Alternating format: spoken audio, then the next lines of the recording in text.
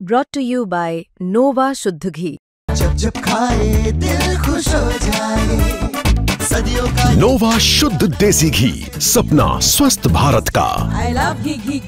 विश्वास है पत्रकार साथी हमेशा इसी चीज पे फोकस रहता है इनका, कौन कौन होगा स्टेज पर, कौन कौन दिखेगा कि मैं अकेला ही चला था, जानिब मंजिल लोग साथ आते गए और कारवां बनता गया। आपसे साझा करूंगा, मेरे पास परसों परले दिन फोन आया, एक मेरा कोई एससी वर्ग का भाई था, कहता ब्रजेंद्र जी मैंने आपका ना भाषण सुना, मेरे को उसमें ना एक चीज से आपत्ति है। मैंने कहा बता भाई। कहता जी आपने शब्द इस्तेमाल किया समाज।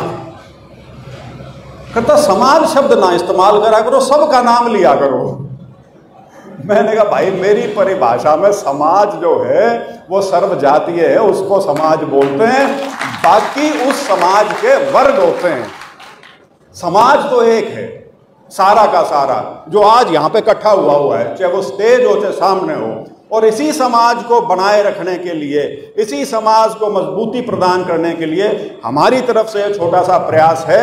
और मुझे इस चीज को कहने में रत्ती भर झिझक नहीं है कि इसकी प्रेरणा सिर्फ और सिर्फ राहुल गांधी की भारत जोड़ो यात्रा से ली है।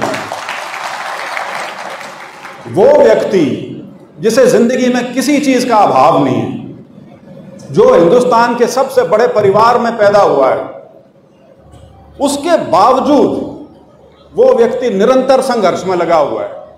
निरंतर उनके लिए क्या क्या शब्द नहीं इस्तेमाल किए गए, उनको छोटा दिखाने के लिए क्या क्या हथकंडे नहीं अपनाए गए, उनको एक राजनीतिक तौर पे अपरिपक्व व्यक्ति दिखाने के लिए कौन सी चीज है, कौन से मीडिया का एजेंडा है जो नहीं चलाया गया।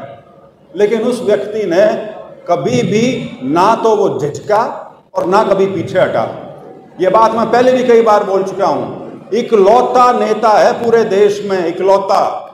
और मुझे कहते हुए कोई झिझक नहीं है, हो सकता है कई बड़े नेताओं की बात बुरी लगे, लेकिन इकलौता है जो आरएसएस और बीजेपी के मामले पर ना कभी समझौता किया, पर प्रत्यक्ष या परोक्ष रूप से ना कभी डरा और मजबूती के साथ आगे बढ़ा है। और ये समझते हुए बढ़ा है कि ये लंबी लड़ाई है।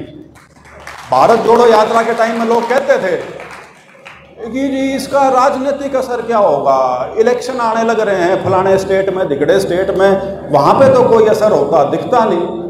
तब भी राहुल गांधी जी ने कहा था कि मैं विचारधारा की लड़ाई लड़ रहा हूं, मैं इस देश की जो आत्मा है मैं उसके लिए लड़ने लग रहा हूं, मैं सिर्फ 4 वोटों के लिए या 2 इलेक्शन के लिए ये यात्रा नहीं करने लग रहा। तो वही ध्येय हमारा है। आज के दिन हरियाणा में कोई इलेक्शन नहीं है, यहाँ पे किसी प्रकार के पद नहीं है जो मिलने हो किसी को। एक ईमानदार प्रयास है जिसमें हम कांग्रेस के रूप में एक मुहिम हमने शुरू की है।